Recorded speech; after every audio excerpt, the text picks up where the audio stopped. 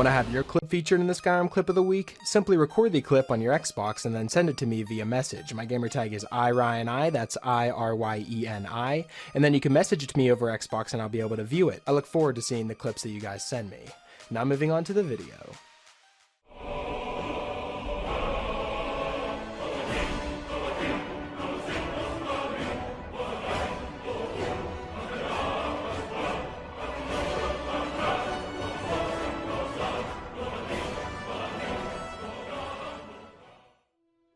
Hey, what's up guys, it's Ryan, and welcome back to another episode of Modded Monday. We're on week number 186 now, guys. I've picked out 5 new mods for you guys to check out and perhaps add them to your load order if you find them interesting. But like always, before we jump into them, I want to remind you guys that I recently partnered with GamerSupps, which is the best energy drink on the market in my opinion. Now, I myself used to drink unhealthy gas station energy drinks, but switched whenever I heard about GamerSupps being the healthier choice and alternative. Since then, I've been drinking it regularly, so I reached out and got in contact with them so that we could show you guys the drink and you can try it free if you'd like. If you use my link in the code found in the description, which is RTD, you can get a 10% discount on all your drinks. And if you do end up trying it, definitely let me know what you think about it in the comments down below. I also want to say thank you guys so much for 40,000 subscribers. It really means the world to me that you guys check out my content each and every week, and I just can't wait to continue bringing you guys more and more content as 2021 goes on. Now that all that's out of the way, we can move into this week's mods, and starting us off, we have the Heal Deals Damage to Undead mod. Now this mod does exactly what you may think, it just makes it so that all healing spells, except for the Heal Undead spells, will deal undead damage in the amount of half the value of the health recovery spell. The player's healing spells are also affected, therefore if you're a vampire, restore spells will damage you. Vampire Drain though works as before. Now I think this is a huge mod because in my personal experience, whenever I'm playing with Restoration and just a normal character wherever I try to go into archery or maybe a different category there, I always see that my Restoration skill never gets above 25 until late game. Now that just might be the way that I play the game because I don't really use healing spells too often, except for when I'm really low, but I feel as though this would make it so your Restoration skill would be used a lot more and you'd maybe be able to dive into the skill tree farther, especially in a character where you're just playing normally and you're two-handed or archery like I said. I feel as though Restoration is a skill tree you don't normally touch other than just healing spells. But this would be good for mages and just any other character that you may have, because now you can boost your Restoration skill by dealing damage to undead. It also makes it so healing spells now have more of a use inside of caves and dungeons other than healing yourself. You can now go into these dungeons with some followers with you and just heal your followers as well as deal damage to the undead enemies inside. I feel as though this is a win-win and such a small change to the game, and it comes in at 5.16 kilobytes, that it'll just disappear into your load order and feel like a core component of the vanilla game, and that's definitely why it comes in at our number 5 spot, so I'd strongly recommend downloading the Heal Deals Damage to Undead mod.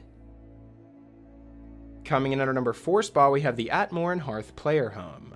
Now the mod page reads that nestled betwixt the glacial formations in the northeast corner of Skyrim, the Atmoran Hearth provides a cozy haven that is in stark contrast to the inhospitable frozen wasteland that surrounds it.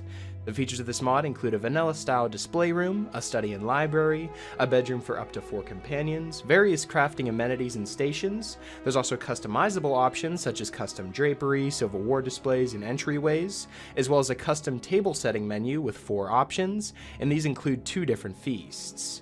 There's also a drop-off chest and link storage throughout the house. It's also lightweight and script dependent, and it contains expertly crafted meshes and textures. Now you guys know how I love my player home mods, and the Atmoran Hearth is a perfect player home for anyone who's looking for maybe a starter house or maybe a middle game house.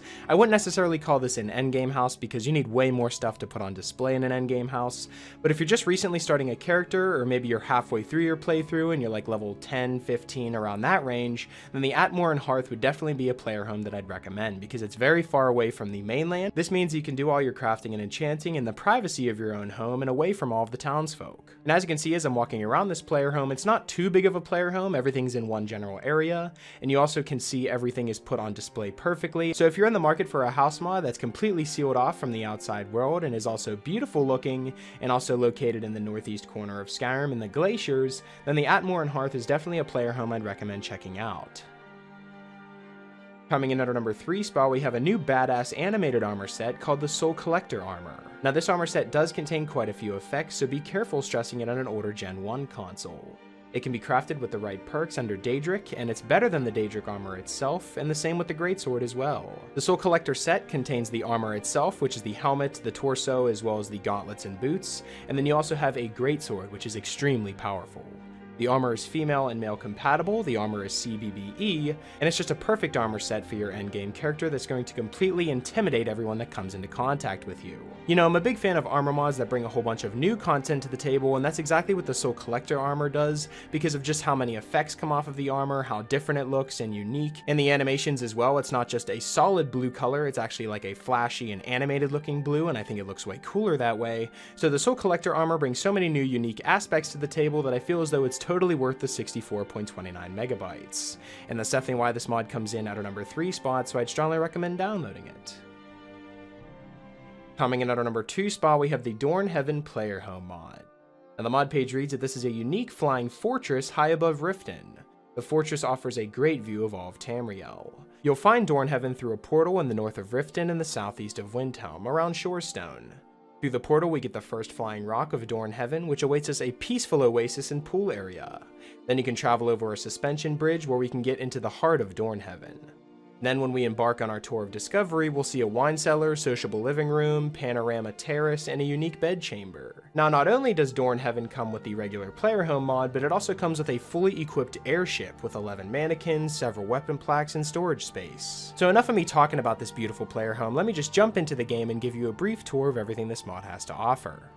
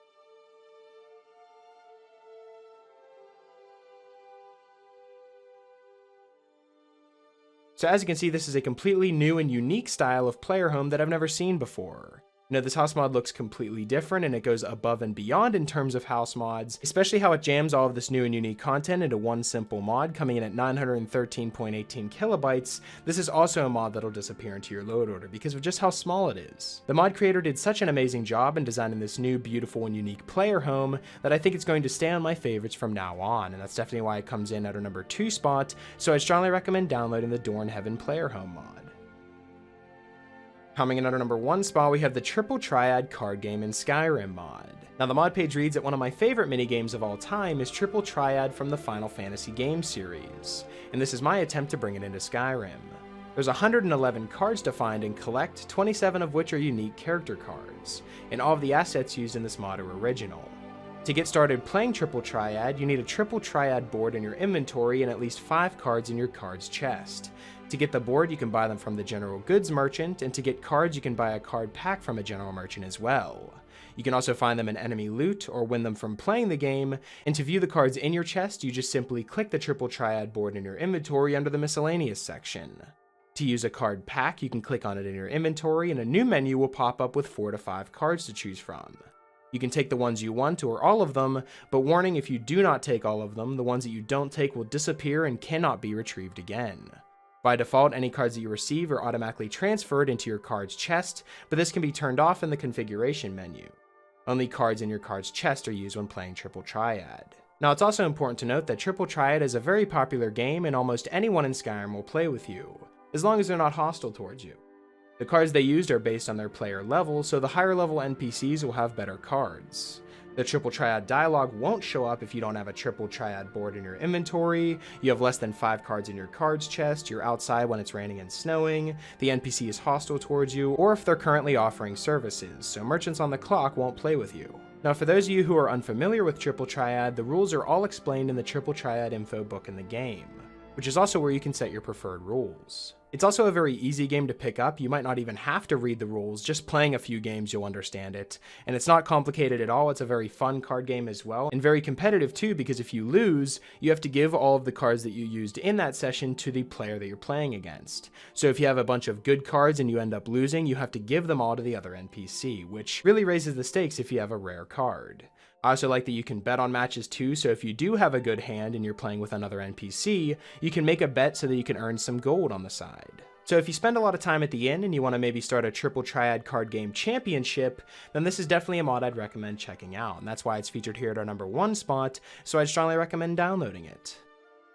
So that's pretty much it for this week's episode of the top 5 Skyrim mods of the week. Hopefully you guys did enjoy, and if you did, I'd appreciate it if you left a like and subscribe if you're new. It really helps me out a lot. And if you have any suggestions for mods you'd like me to cover in future top 5 mod episodes, be sure to let me know in the comment section below, or you can follow me on Twitter. I'll be sure to leave my Twitter in the description, and you guys can follow me on there and leave me suggestions there as well. Special shout out to my Patreon supporters. Thank you guys so much for everything that you guys have done for me. And yeah, that's pretty much it. Hopefully you guys did enjoy, and I will talk to you guys later.